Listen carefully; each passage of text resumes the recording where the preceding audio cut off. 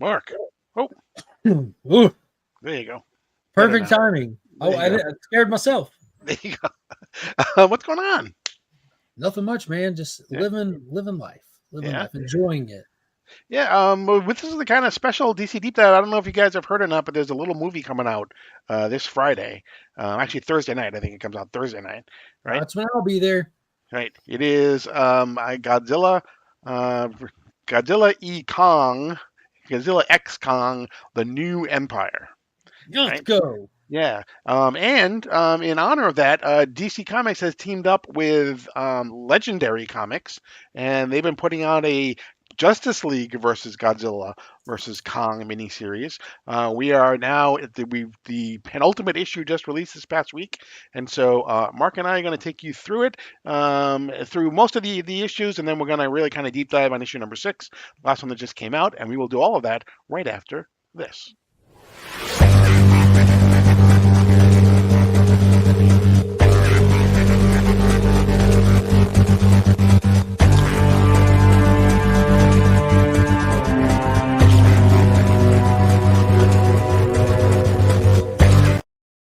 So wait, stop. Before you go any further, make sure that you hit the subscribe button. Hit the notification bell so you're alerted whenever we upload new content. Don't forget to hit the like button. The YouTube algorithm people love that when you do that. And leave a comment for us.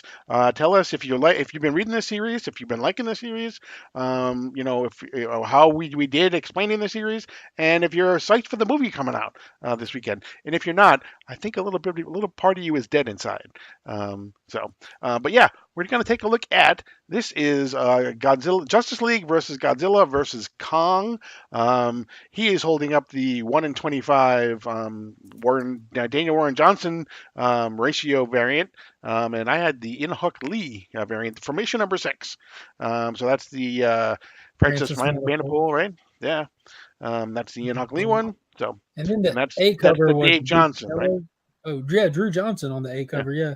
yeah. Man, these have been some fun covers. First off, before we even dive into it, like there's been a good handful of covers for each issue, and they've been really fun. They've got a huge list of artists that have come in to work on covers for this. They keep swapping them up, and they've done some really good gimmicks with it as well, connecting covers, Mhm. sound effects covers. This has been an all-in event, pure fan service from start to finish. I want to throw that out there. Like if you are a fan of the Justice League, of Godzilla or Kong, this is for you, and Mhm. it's done with passion and it's well thought out. Yeah, and there's been multiple printings of just about every issue.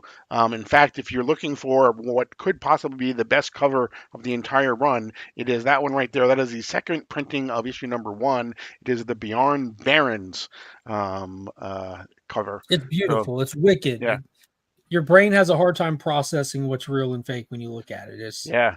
But you It's said really good. there's Puppeteer Lee's done a couple of done some covers. They really have pulled out all the stops. So there's a Puppeteer Lee one right there. So as usual, if you say something, Mark has it right within arm's length of Yeah. everything that This you need. series has been my jam, man. Yeah, exactly. And so the whole series basically starts with Superman asking Lois Lane to marry him, right? Yeah, at top of the Daily Bugle, or it felt like they were atop the Daily Daily Planet, Bugle, right? They Daily were in Bugle, like a. Daily I'm Planet. so sorry. Yeah, Daily Planet. They're up there like having at a dinner table, having like a little spot where they can see out over the bay and over Metropolis. So that kind of timestamps it for you. This takes place before she knew he was Superman, before they were married, and well, at least before they were married. And the proposal gets interrupted right off the bat. Exactly. In fact, to the point where when we see at the end of issue number 1 is we're left with Godzilla. It looks like Godzilla and Superman are about to throw one down. Um, Yeah, dude, it was epic. They were interrupted by a loud roar and a rumble, and from the bay comes the spikes and emerges Godzilla, and it cuts us back in time to the Legion of Doom, pretty much. And we see some antics within. They're gathering their forces together. What felt like the first time, like the way they were bantering, and they want to go invade the Fortress of Solitude and see what they can find to stop the heroes. Meanwhile, all the heroes we get introduced to them and a little banter that's needed in any first issue, so that new readers know who everybody is. Does a great job setting the stage. The villains, though, while all this is happening, gets a hold of the Dream Stone, specifically Toyman, Mhm. Toyman is the odd man out. They're all ripping on him, this and that. He gets a dream stone and he does something with it, and poof, Mhm. everything changes for the worse. Yeah, and there's some really great moments, and going back to the first issue. There's the Mhm. whole, when Grodd first sees Kong, and it's like, Yeah, because that's what the poof was. He yeah, brought that Dreamstone, merged the MonsterVerse with the DC Earth hmm Zero, and hmm it took them, the villains, immediately to Skull Island. right, And the first thing they see is Kong, and like you right. pointed out, like Grog just Yeah, he's like, worships, yeah, just immediately falls and worships him. right, But we quickly cut back to Metropolis, where we cut back to Superman leaving the dinner table with Lois, flying head on toward Godzilla. Issue one cut right there. It was total tease, hmm total tease. Issue two couldn't get here quick enough. right. But in issue two, we find out why Superman is Superman. He basically he's not about to have a throwdown, a knockdown, drag out fight, at least in Metropolis. Okay, so he does what he can to get Godzilla away from the city, and he also is not just going to beat him up because he doesn't know who Godzilla is. He doesn't know what his motivation is. He doesn't know any of those things.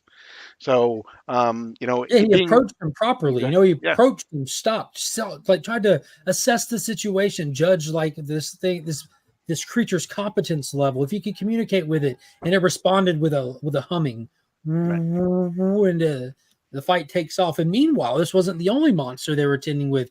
Over in Gotham, there was a giant bat creature, a giant bat mhm, titan that Batman and a team had to deal with, and they quickly scienced the heck out of it and use Cyborg to build some tech to kind of create like a signal to overpower it, draw it to them, and take it down. And that was a really fun action scene to see how like each Titan has a like its own unique like things to it, its own gimmick. Like all mhm, superheroes have their own gimmick, so do the Titans. right. And then in issue three, I believe some of these make it, but that's Well, when that we Shazam. cut back the big yeah Right, that's the big finished issue too. right, Is the fight between Godzilla and Superman happens, right. but not on Superman's terms. Unfortunately, this is happening in Metropolis. He's worried about collateral damage with something Mhm, this large. So his attention is all on trying to just steer Godzilla back to the bay. Meanwhile, Captain Marvel comes in trying to take down Godzilla, not realizing how powerful this creature is, and it charges up, takes a blast at Billy, and Superman swings in and grabs Billy, turns him, and takes the full blunt of Godzilla's atomic blast mhm, down, yeah, completely down, like presumed dead down. Like it was e- too much, too fast, right on the button. exactly. And Kara is there as well.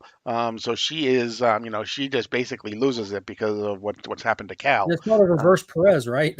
yeah, exactly. Yeah. Um, but Kara's going to have her own problems coming up in the not too distant future as well. So. Yeah. So in the next issue, we cut to it. We kind of just like in issue three, they do a little bit of like play setting. We got Superman. We got him to the fortress. They realize people broke in. They get an Mhm, idea of what the villains are up to, but they put Superman in stasis, trying to figure out if he's dead or not. We've seen this before with Doomsday. We don't really know.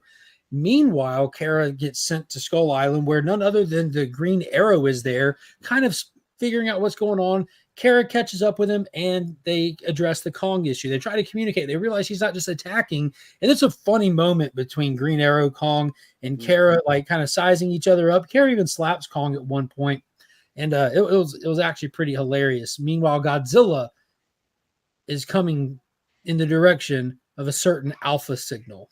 mhm. Right. I Exactly. assumed Superman at that point.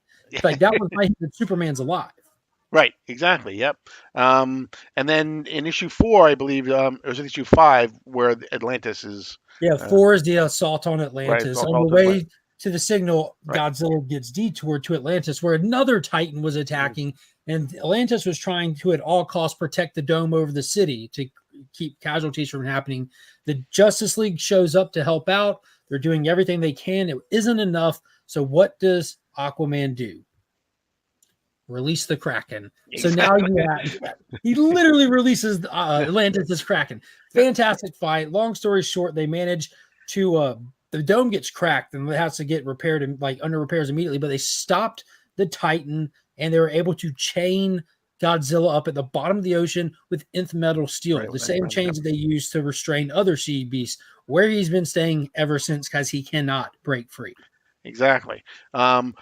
but then we see how the Legion of Doom, their whole thing is progressing as well. They obviously have designs. They're working on Gorilla Grodd is taking possession of Supergirl through through his mind control, obviously. For the heroes, it's like, okay, you know what? We've got Superman, who's probably dead. We've got Supergirl, who now is under the control of the villains. Captain Marvel really hasn't been seen that I can remember since he changed into Billy, so he's gone. So basically, all the heavy hitters of the heroes are either missing or down for the count right now.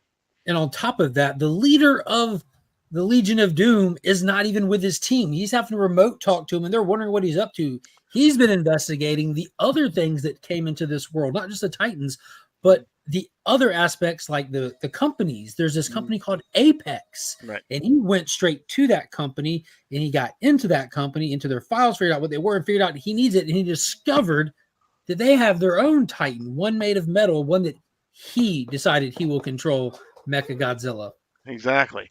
And so that basically, I think, brings us to the sixth issue, I think. And it basically starts out with the Justice League basically recapping everything that has happened in the past five issues. But they say, that there's still trouble, obviously, because there are three more Titans that are headed for Metropolis. Yep. So Metropolis seems to be, the focal center of everything. We find out Batman says he has a plan. He's going to go to Centennial Park, oddly enough, since that was also one of the main places that happened in the death of Superman, and Superman may be dead. He stops for a moment to talk to Lois, and as soon as he tells them what they're going to do, Lois turns around. When she turns back, Clark is gone. Where'd he go? Don't know, but I think we'll find out in a little while. Meanwhile, we see Lex with a power suit on. What's he doing? None other than piloting Mechagodzilla through Metropolis, stating these rampant titans will bow down to me now because I'm the apex. Some major, awesome art shots of the other titans, which is cool because as a MonsterVerse fan, one thing that's really fun about it is seeing the little small scenes they give you of the titans through the movies. And you got Mammoth there in the middle, who is one that, like, I know as a MonsterVerse fan, been wanting to see more of. And there's a creature that they fought in Atlantis, and the fight ensues. Lex assuming Godzilla's out of the picture and that he can now rule the world via titans. Yeah, and it seems like much like they did in the Doomsday story arc, the four issues of Doomsday, it seems as though there are more like one panel or double page splash pages in this issue than there were in the past, and so maybe that bodes good for issue number 7, that we'll see even more. Because really, when you get all of these heroes and all of these titans, including Mechagodzilla and all those type of things, not only Mechagodzilla, but who comes to fight with Mechagodzilla? It's Batman in a giant Batman armor. So that was super exciting. What a cool page turn. What a cool reveal. And the design of the armor is fantastic. Now, the only downside to this is kind of a bummer. This was actually spoiled by Jim Lee on the 1:100 ratio for issue 1. This would have been a moment, but this is the first time we're seeing this Batman Mecha Titan, but they showed us on that. I didn't think it was a 1:100. It was just a variant cover. Then the 1:100 was a black and white version of it, which is kind of a letdown, but it's really cool. Because Lex's response to seeing this is, of course, the Batman builds his own giant robot. Right, exactly. And he's like, I built mine in a day. How long did it take you? Yeah. Yeah, he said, we've come prepared, same as you. Yeah. All I did was put the Mechagodzilla back together. How'd you build yours so fast? Team effort. Yeah. And it shows like the speedsters moving around it and everything. So, yeah, like in one day he accomplished what Apex took however long. And then, and then the onslaught begins. Now you have Mechagodzilla and Titans in the Justice League with one Batman mech, just all out brawl. Like, that's going to be joined. That's going to be joined in a second by all the Green Lanterns coming together to form the Green Lantern Robo. Yeah, that's cool that it wasn't just one doing the construct. It was all of them coming together for it. And they're getting ahead. They're doing their thing, and everything's going as planned. You have Red Hood and Damian flying around with like a Batwing that can like kind of mech out a little bit. It looks like they're really starting to win. And then faster than a speeding bullet, something streaks by and just takes out Donna Troy and goes and size up Wonder Woman. And now you see Grodd is there with King Kong under his control, Supergirl under his control, and things get terribly bad for our heroes right here. The Green Lanterns try to take on Kong, and they're quickly ripped apart. Yeah, he basically tears the arm off, Tears um, the arm off really fast. and before you know it, then he steps on Guy Gardner. Yeah, so Guy Gardner's on the ground after the arm falls, and he tries to tough talk Gorilla Grodd for half a second, and Gorilla Grodd jumps and squishes his head. And the response to it is surprising. Like I'm like, oh man, he's knocked out, but no. On the very next panel, you get Kyle just pointing out Grodd killed him, and then Hmm. they reinforce that later. Right. But Grodd says, "Finish the lanterns." Aquaman jumps up. That won't happen. The team's on his back. All the heroes rally, and then they all start fighting again. Batman's fighting Mechagodzilla. Supergirl's fighting Wonder Woman. Kong's jumping in, getting in the middle of all of it, taking down Batman's mech. Then Beast Boy. Hmm. Yeah, being then Beast Boy basically pulls a Godzilla. He basically, just becomes a Godzilla as big as Godzilla is, or he becomes an ape as big as Godzilla is. But he is actually quickly taken down Yeah, by Supergirl from behind. just Um, punching him, slapping the back of the head. Like she's a right, savage. Like right. Grodd is a savage. Right. So we find out the reason why, one of the reasons why God has been able to control Supergirl is that there is a piece of kryptonite in his crown that he wears. You can see it right there. And so Green Lantern basically shoots an arrow, and he's like, "You think a mere arrow is going to stop my, going to be able to stop Grodd?" And he's like, How "No, but about how, how about a 50 cal?" Right. and Red Uh, Hood and Damien unload on yeah. him. They get it off of him. Everyone snaps out of it. Supergirl, Kong, the Lanterns kind of again reinforce that they killed Guy, but he's down and you're back on our side just in time, Supergirl.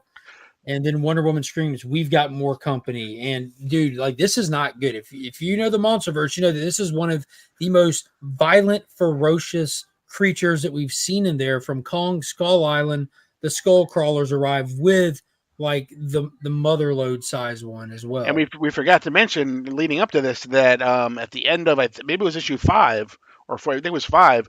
The League of Assassins is now involved in this as well, and Yeah, so and supposedly from what we get from what Wonder Woman's saying is the League of Assassins are basically, for lack of a better term, in league with this huge Titan that's now attacking, or Yeah, this Titans. is because we saw the League of Assassins for a split second on Skull Island. It was something that Oliver was watching for when he was trying to investigate in issue 3.